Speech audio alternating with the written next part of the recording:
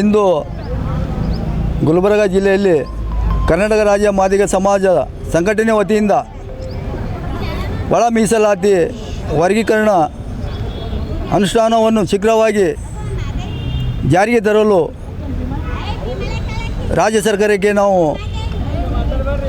ಕರ್ನಾಟಕ ರಾಜ್ಯ ಮಾದಿಗ ಸಮಾಜದ ಸಂಘಟನೆ ವತಿಯಿಂದ ಮತ್ತು ಹಿರಿಯ ಹೋರಾಟಗಾರ ಸಂಯುಕ್ತ ಆಶ್ರಯದಲ್ಲಿ ಮಾದಿಗರ ಒಂದು ಅಜೆಂಡವೇನೆಂದರೆ ಆಗಸ್ಟ್ 1, 2024ರಂದು ಭಾರತ ದೇಶದ ಸರ್ವೋಚ್ಚ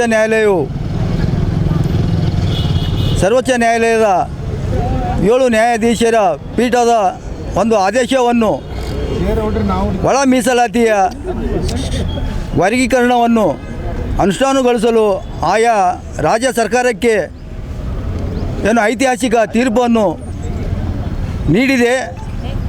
ಆ ತೀರ್ಪನ್ನು ನಮ್ಮ ರಾಜ್ಯದ ಮುಖ್ಯಮಂತ್ರಿಗಳು ಇಲ್ಲಿವರೆಗೂ ಒಳ ಮೀಸಲಾತಿ ವರ್ಗೀಕರಣದ ಅನುಷ್ಠಾನದ ಬಗ್ಗೆ ಸುಪ್ರೀಂ ಕೋರ್ಟ್ ನೀಡಿದಂಥ ಒಂದು ತೀರ್ಪಿನ ಬಗ್ಗೆ ಯಾವುದೇ ಒಂದು ಚಕ್ಕರೆಯ ಎತ್ತಿರೋದಿಲ್ಲ.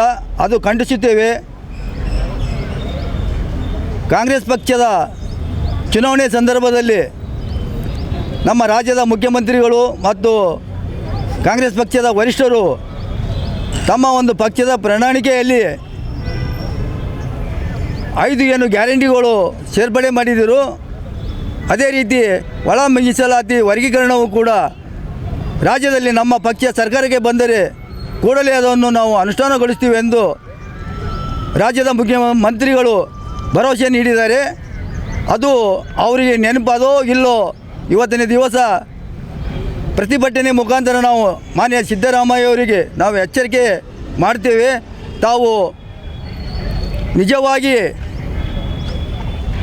ತಮ್ಮಲ್ಲಿ ಒಂದು ಮಾದಿಗರ ಬಗ್ಗೆ ಕಳಕಳಿ ಇದ್ದರೆ ತಾವು ಕೂಡಲೇ ಒಂದು ವಿಶೇಷ ಸಚಿವ ಸಂಪುಟವನ್ನು ಸಭೆ ಕರೆದು ಮಾದಿಗರಿಗೆ ಸಾಮಾಜಿಕವಾಗಿ, ರಾಜಕೀಯವಾಗಿ, ಆರ್ಥಿಕವಾಗಿ ಏನು ಅನ್ಯಾಯ ಆಗಿ ಸುಮಾರು 40 ದಶಕದಿಂದ ನಮ್ಮ ಒಂದು ಮಾದಿಗ ಸಮುದಾಯಕ್ಕೆ ರಾಜ್ಯದಲ್ಲಿ ನಡೆಸುತ್ತಿರುವ ವಿವಿಧ ಪಕ್ಷದ ಸರ್ಕಾರ ಇಲ್ಲಿವರೆಗೂ ಯಾವುದೇ ರೀತಿ ಸ್ಪಂದಿಸಿದಿಲ್ಲ.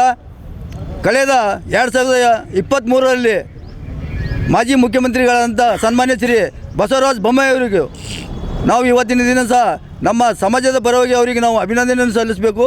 ಯಾಕಂದರೆ ಅವರು ಒಂದು ಮಾದಿಗರ ಬಗ್ಗೆ ಒಂದು ಗಂಭೀರವಾಗಿ ಒಂದು ಕಟ್ಟುನಿಟ್ಟಿನ ಕಠಿಣವಾದ ಕ್ರಮವನ್ನು ಕೈಗೊಂಡು ಕೇಂದ್ರ ಸರ್ಕಾರಕ್ಕೆ ಒಳ ಮೀಸಲಾತಿ ಶಿಫಾರಸು ಸಲ್ಲಿಂದೇನು ಪ್ರಸ್ತಾವನೆ ಸಲ್ಲಿಸಿದರು. ಆ ಒಂದು ವಿಷಯವಾಗಿ ಭಾರತ ದೇಶದ ಸರ್ವೋಚ್ಚ ನ್ಯಾಯಾಲಯವು ಮುಖ್ಯ ನ್ಯಾಯಾಧೀಶರ ಒಂದು ಪೀಠ ರಚನೆ ಮಾಡಿ ಒಳ ಮೀಸಲಾತಿ ವರ್ಗೀಕರಣ ಆಯಾ ರಾಜ್ಯಗಳಿಗೆ ಕೂಡಲೇ ಅನುಷ್ಠಾನಗೊಳಿಸಲು ನಿರ್ದೇಶನ ನೀಡಿದ್ದಾರೆ. ಮುಂದಿನ ದಿನ ಮಾನ್ಯ ಮುಖ್ಯಮಂತ್ರಿಗಳು ಮಾದಿಗರ ಒಂದು ಪ್ರತ್ಯೇಕ ಒಳ ಮೀಸಲಾತಿ ವರ್ಗೀಕರಣ ಅನುಷ್ಠಾನ ಕೂಡಲೇಗೊಳಿಸಬೇಕು.